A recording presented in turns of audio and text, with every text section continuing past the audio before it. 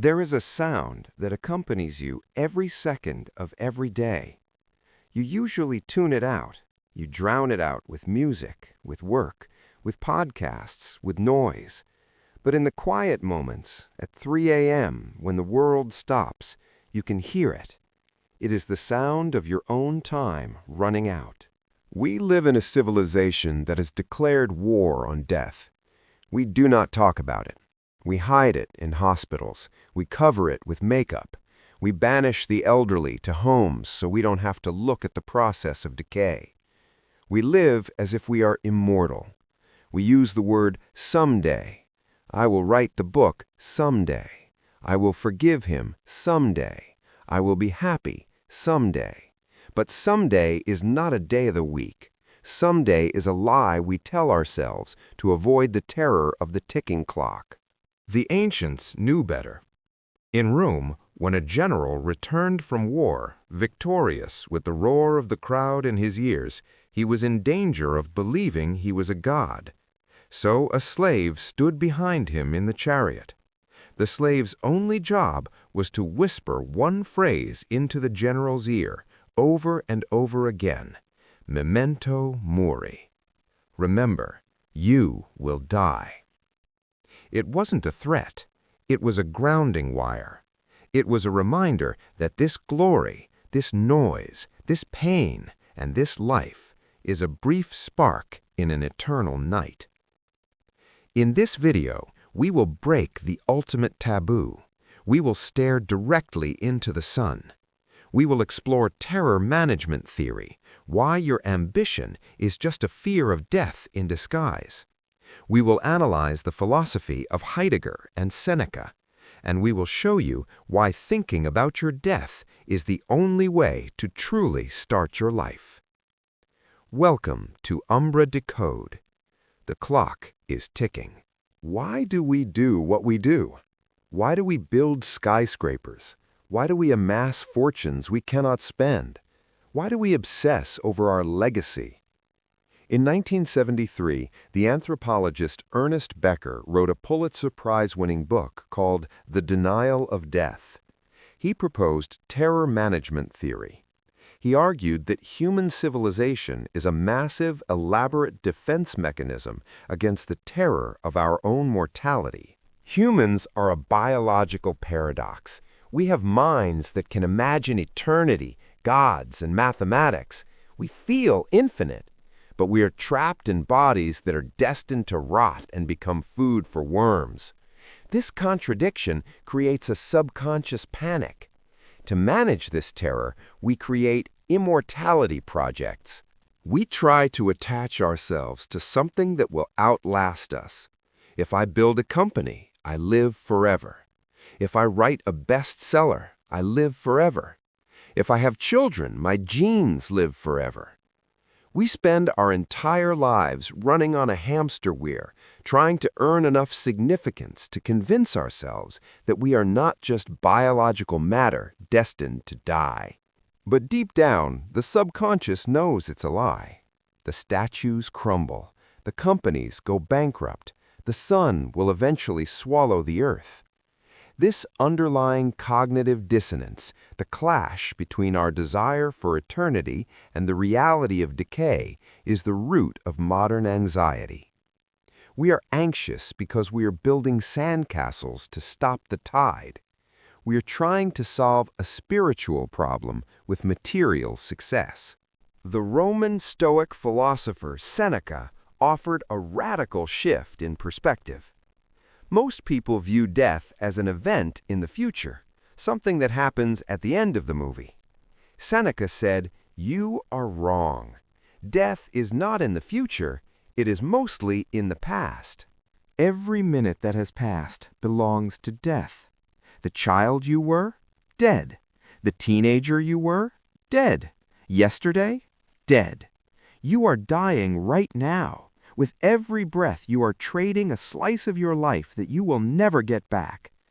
Seneca argued that we are not short of time, but we are wasteful of it.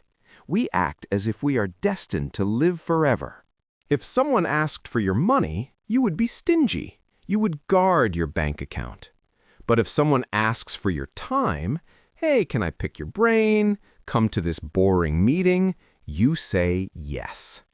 You are stingy with your money, which is renewable, but you are wasteful with your time, which is the only non-renewable resource you have. This is the ultimate irrationality. Scarcity creates value. If life were infinite, it would be meaningless. If the party never ended, it would become a prison. The fact that your time is limited is the only reason it has value. Gold is valuable because it is rare. Your Monday mornings are valuable because you have a finite number of them. Stop acting like you have an infinite supply. You don't. The German philosopher Martin Heidegger introduced the concept of the they, das Man. Most of us live in the they. We follow the script. We go to school, get a job, get married, buy a house, and retire because that's what they do. We live an inauthentic life.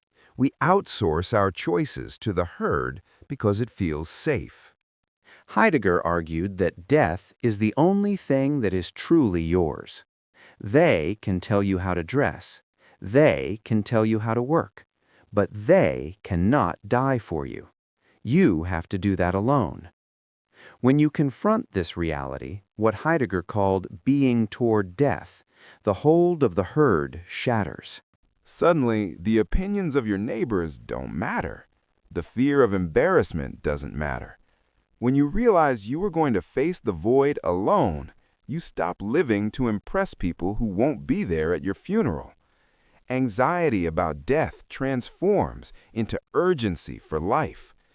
Death is the ultimate agent of authenticity. It strips away the bullshit. This is not just philosophy. It is data.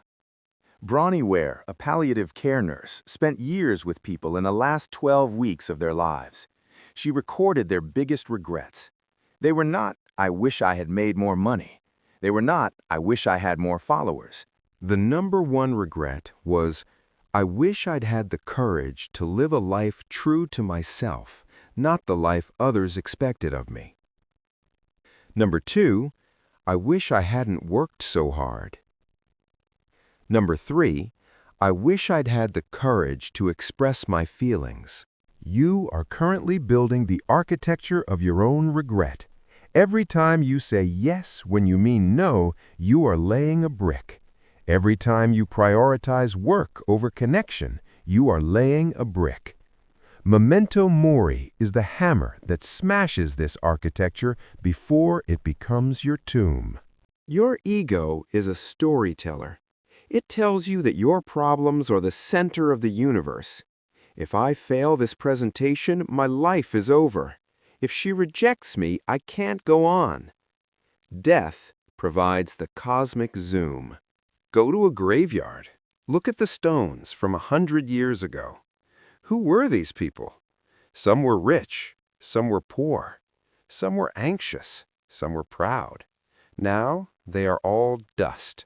Their worries have evaporated. Their status has evaporated. Does it matter that they wore the wrong shoes to a party in 1923? No. And in 100 years, your worries will mean exactly the same thing. Nothing. This is optimistic nihilism. If nothing matters in the long run, then you are free. You are free to take the risk. You are free to look stupid. You are free to follow your heart. The worst thing that can happen is that you die, and you are going to die anyway. So what are you waiting for? How do we practice this without becoming depressed? The Stoics used a technique called premeditatio malorum, negative visualization. Take 5 minutes today. Imagine you have lost everything. Imagine your house burned down. Imagine your partner left you. Imagine you have a terminal diagnosis. Feel the pain. Sit with it. Then open your eyes. You haven't lost them. They're still here. The coffee is still warm. Your legs still work. Your heart is still beating. By simulating the loss, you reset your hedonic adaptation. You stop taking your life for granted. You experience a rush of gratitude that no amount of money can buy. You love the things you have because you know you will not have them forever. Do not wait for the diagnosis. Do not wait for the tragedy. Die before you die. Kill the person you think you should be so that the person you are can finally live. The deadline is real. The clock does not negotiate. Use the time. To wake up from the dream, subscribe to Umbra Decode. You are alive. Act like it.